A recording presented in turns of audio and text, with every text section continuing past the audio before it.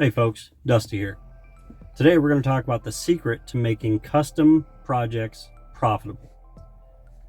When it comes to custom work, whether it be designing a custom home, a kitchen, a bathroom, restoring a classic car, or any one-off custom job, they almost never bring in the value they should or that you deserve for high quality work. Let's say you design a custom home for a client. You spend dozens and dozens, if not hundreds of hours working on the project, starting off with meeting with clients, discussing their family's specific needs, generating a concept. There are multiple hours spent communicating with them, making alterations and adjustments, and getting feedback.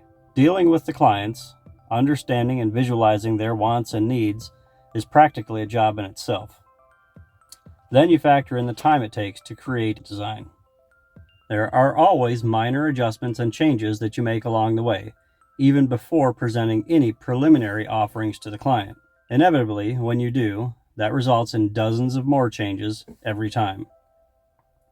Some may be minor, such as adjusting a wall to make a bigger shower, or moving the entrance to a master closet. But there's always the, can we move the kids' bathroom across the hall, or can the stairs go up in the opposite direction instead? If you're like me, you thoroughly enjoy the design process, taking something out of thin air and making it come to life on paper or in 3D for a client. It's not just a job, it is creating a piece of art, a beautiful, functional, aesthetic masterpiece. But it doesn't even end there. It goes beyond beauty and functionality. It also needs to be buildable and, on some level, practical. Now, clearly, not all projects and designs are practical in every sense of the word. I've been involved in several projects where the master bedroom or bonus room is bigger than my entire house. In this respect, practicality is relative. This level of practicality is entirely client-focused. What I mean is that to the client, it has to be a likable design.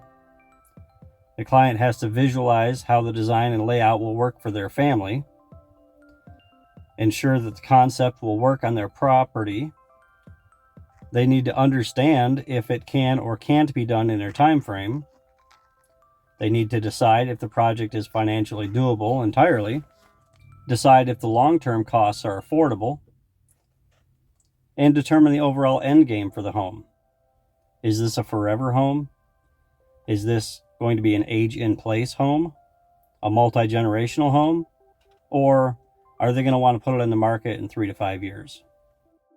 Yes, a lot of these are customer concerns, and not necessarily yours as a designer, but they do need to be factored in. This is because you want to bring the most value to the client as possible. If you don't have these conversations up front, you may have different endgame expectations than the client does. The more that you understand, anticipate, and incorporate these expectations, the more value you create in the project. And here is where it becomes a double-edged sword, because that compounding value is going to be increasingly more and more beneficial to the client over the years.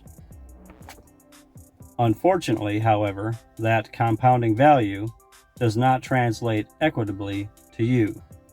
You can only charge once for your work, unless the client brings you back later on for an addition or something else. And that is something you should have already considered and discussed at the beginning of the process. If that addition is for an in-law or aging parents wing, that may not have been part of the client's original endgame, but life changes can and do occur unexpectedly. Now, if it's a kid's wing, that's something that could have been planned for from the beginning. So getting back to charging for your work. How do you account for all of this additional planning, behind the scenes conceptualizing that needs to be done to provide the best, optimal, long-term professional solution to your clients? The answer is, you can't. You can't. You can't. To try to put a dollar value on that is futile. There just is no formula to quantify how these compounding values could be equitably transitioned into a one-time design fee for your services. Even if you doubled or tripled your fee, it still will not be in balance with the benefit derived from your work by the client. That client will benefit from your design every day they live in the house. And the longer they live there, the more benefit they receive from it. Arguably, when they sell the house after 10 or 12 years, they receive another benefit payout as well, in the form of money. Then, arguably, that financial benefit can carry forward into their next home as well, further extending their benefit into the future. And, taken a step further, the new owner of the home then also reaps those benefits as well, and it carries forward into perpetuity, or until that house is razed, and no remembrance of it is ever made. Now, I know that may be a bit of a stretch, but it's true.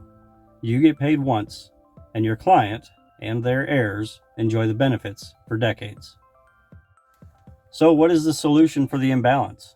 Clearly, you cannot expect residual payments or royalties on your designs, can you? Let's put this into perspective. If you were an author or a musician, you get paid based on book or album sales, as well as views, plays, or downloads. When you do one-off custom work, you get paid one time and one time only. Now, I highly doubt that this will ever change, despite the fact that you, like the author, is a creator, an artist on some level, creating beauty and functionality that will be enjoyed for many years to come. So for now, the only recourse that we have to offset this situation is through additional projects, either by repeat clients who build a new home every so many years, or through referrals. A referral can be either direct or indirect. By direct, I mean that the client actually refers you to another client, who then contracts with you to do their project as well. An indirect referral is through marketing, perhaps showcasing your designs or projects in a portfolio, an online ad, or something similar.